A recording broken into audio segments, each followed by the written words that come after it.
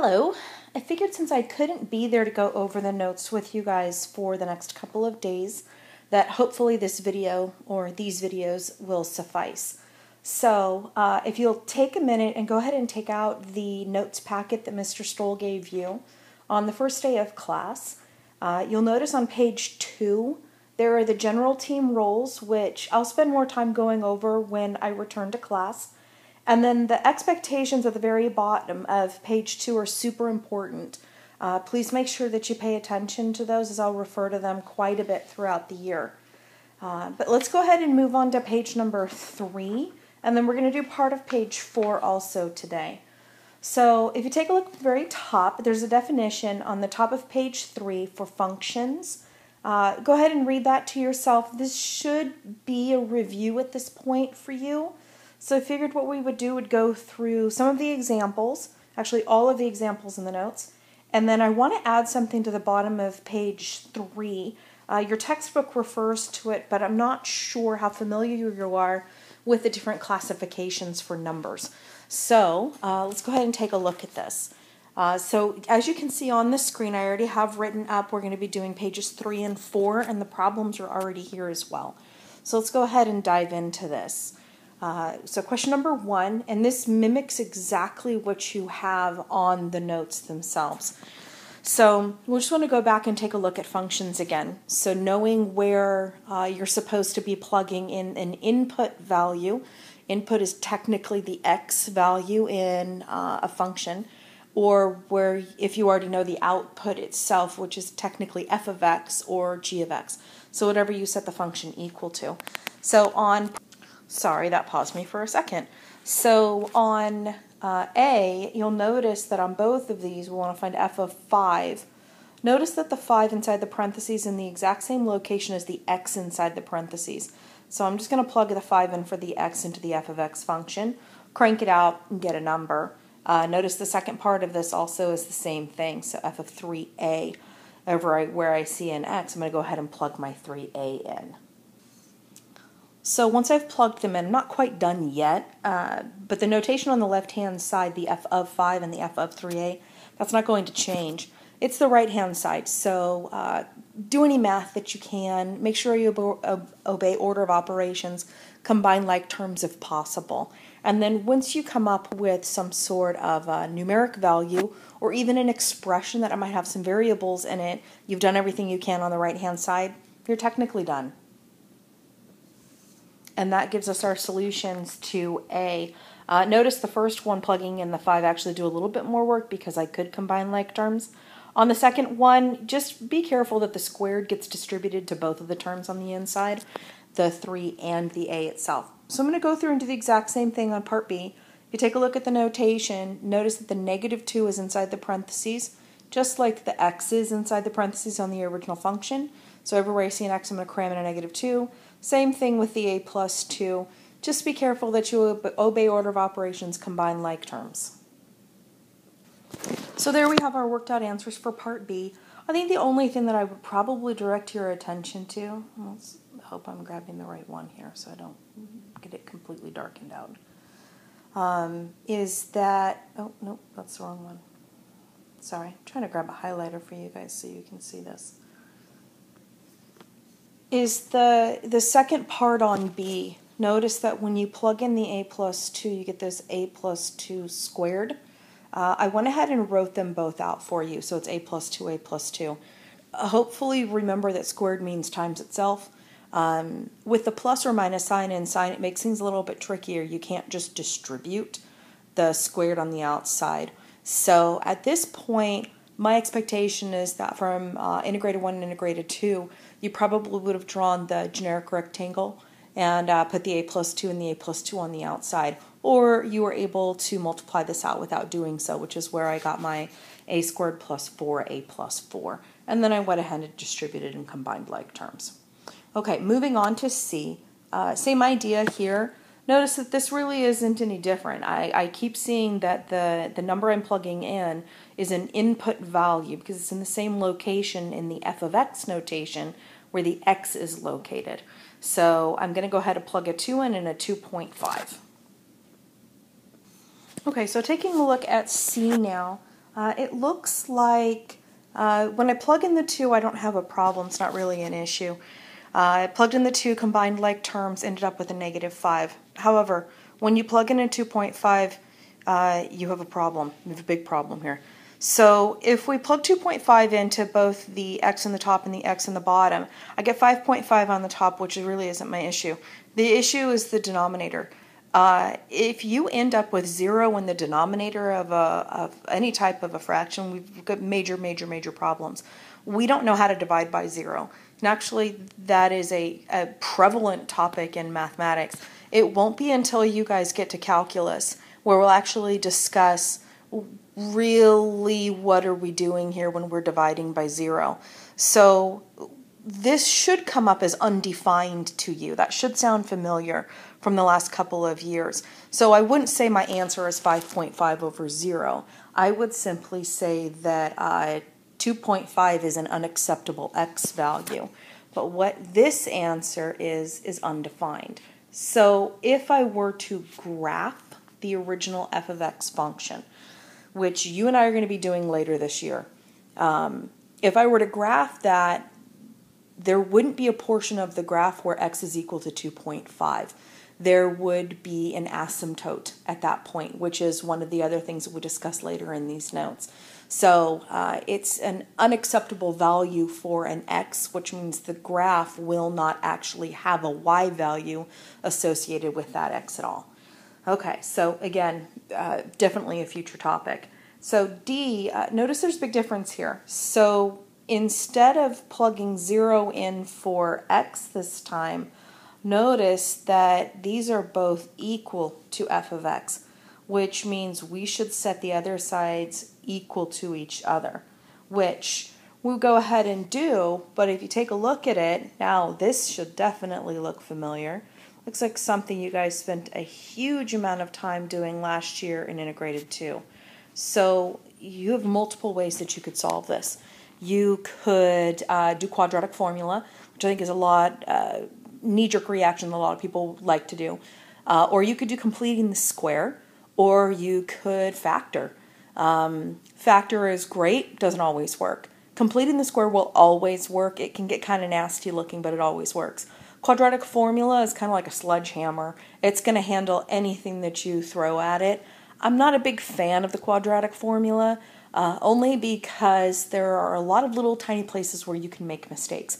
So I normally avoid it. So in this case, I would take a look at this and I would know, well, this looks factorable to me. So I would go ahead and draw up my, my generic rectangle, and I'd go ahead and draw up the diamond that goes with it. Again, all stuff from last year. Fill in the things that are missing, and then replace this with its factored form. So I went ahead and filled that in. This should look very familiar to you. We're going to spend a decent amount of time using a lot of stuff that you guys have done the last couple of years, so hopefully we can dust out those cobwebs.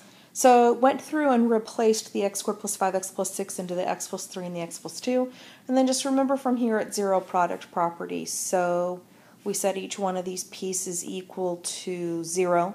Remember, this only works if it's equal to 0. 0 is very special. And then went through and just solved. So it looks like x equals -3 and x equals -2.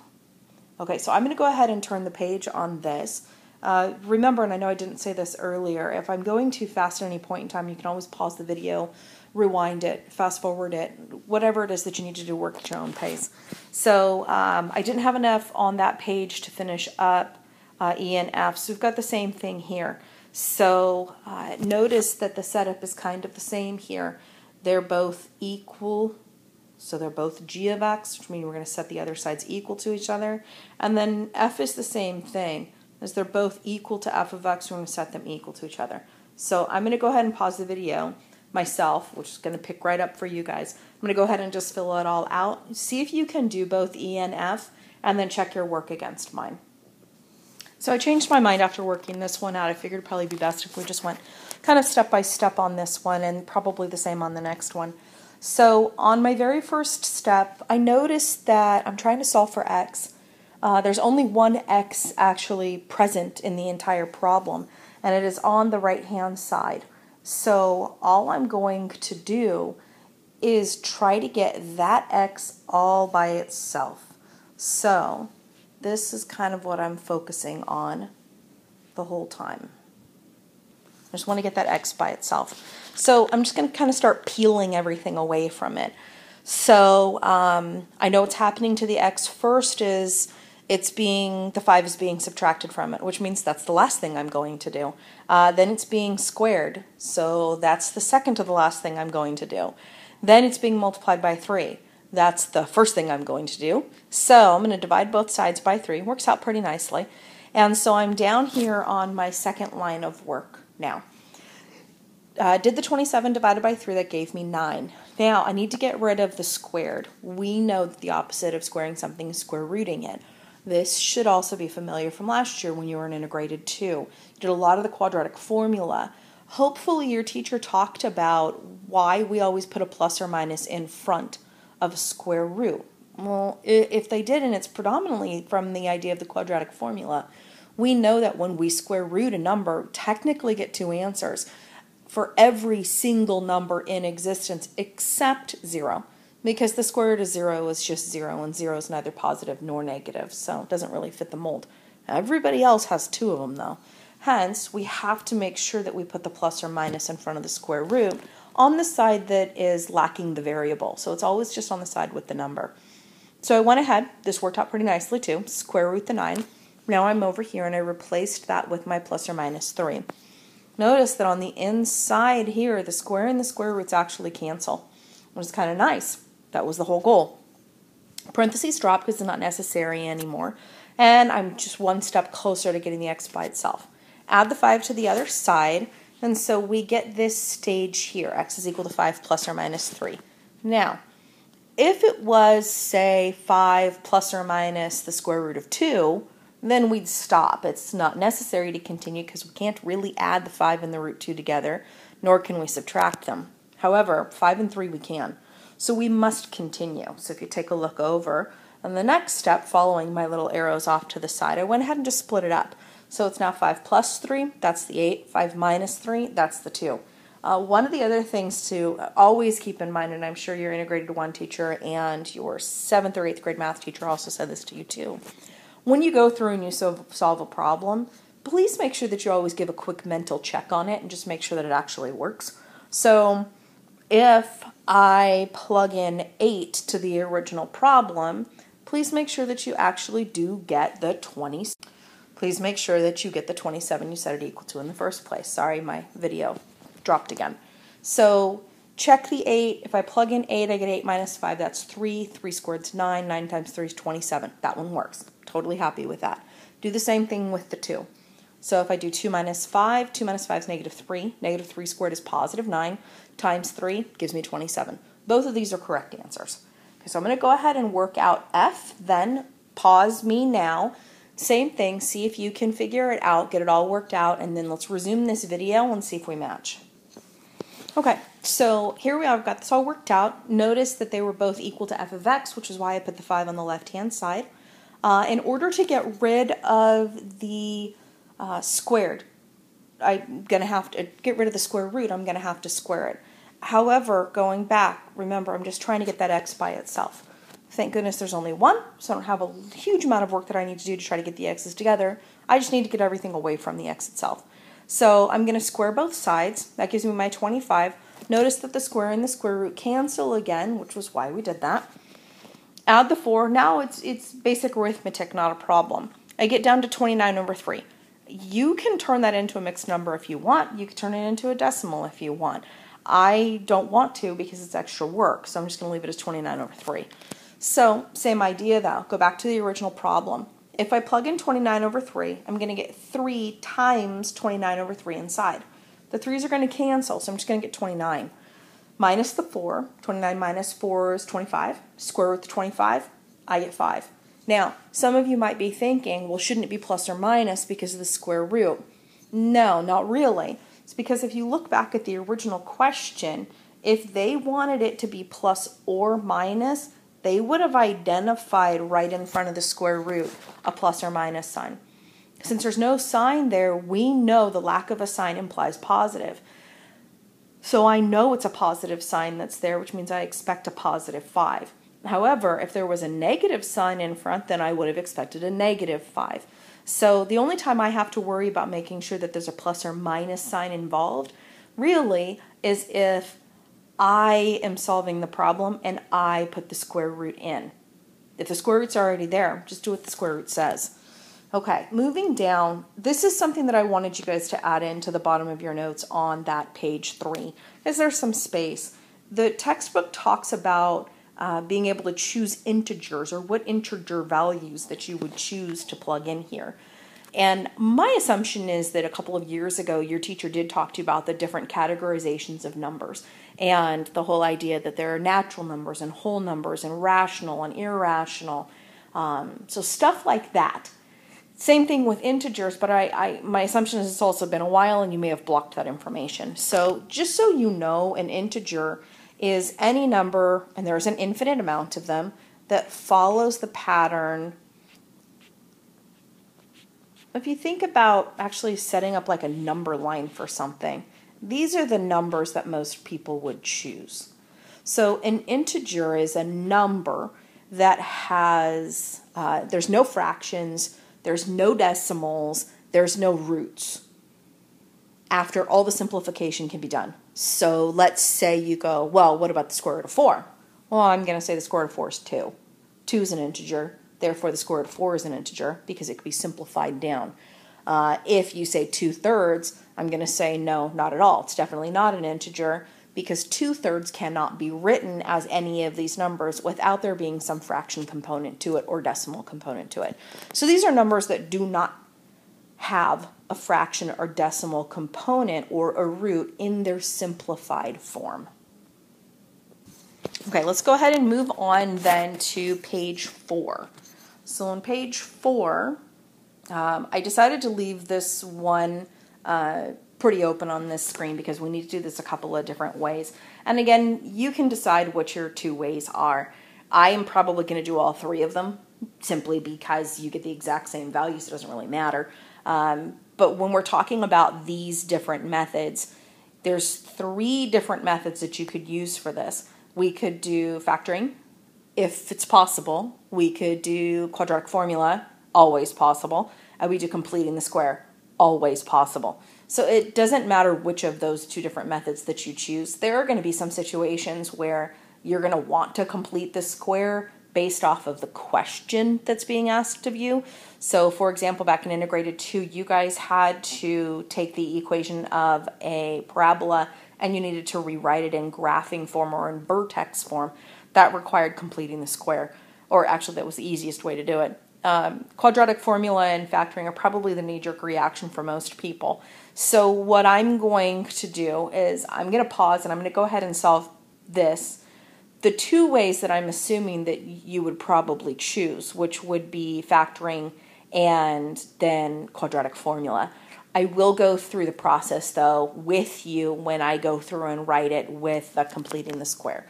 So if you want to go ahead and pause this, I think you probably already know what the answers are, but we want to make sure that we can get there 2 different ways. Okay, so I went ahead and did factoring and quadratic formula for you guys. Thank goodness I got the same answers. Which you absolutely should, because it's the exact same problem, just done a couple of different ways. So with the factorization, should look familiar. We did something like this earlier in the notes on page 3, I think.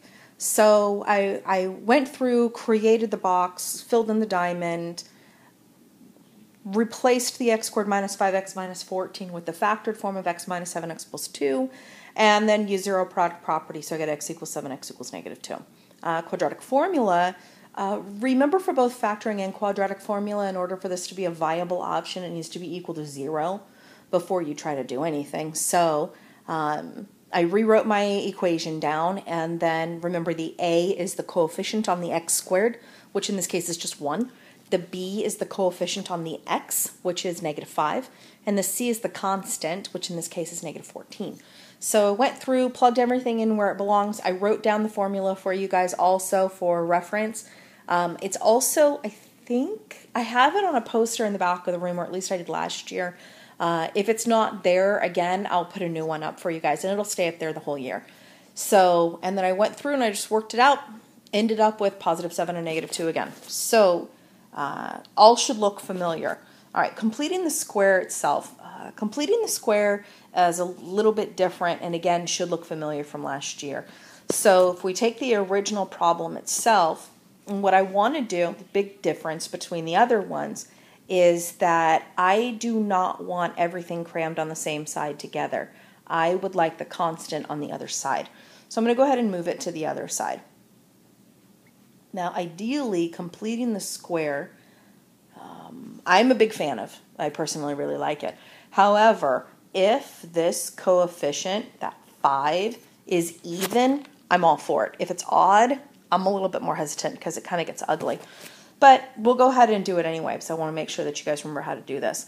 So it's the whole idea of trying to create an actual square on the left-hand side.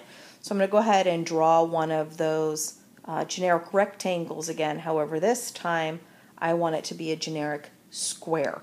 So it's important that the length and the width are the exact same dimension this time.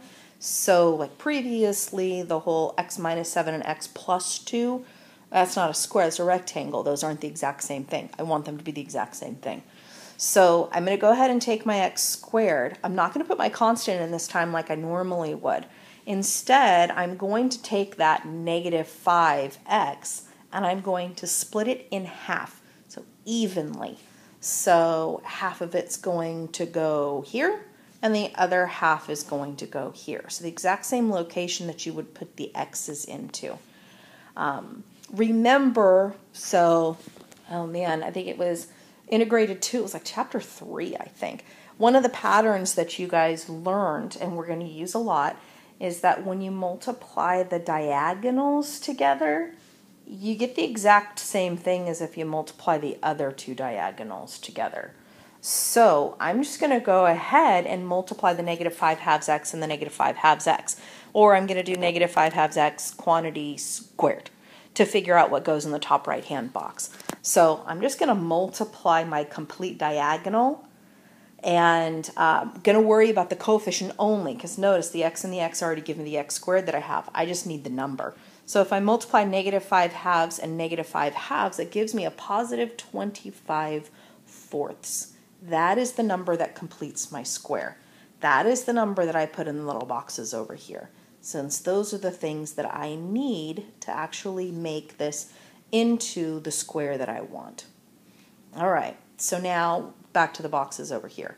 Notice that up this left-hand side on the outside, we have the exact same boxes, x squared and negative 5 half x.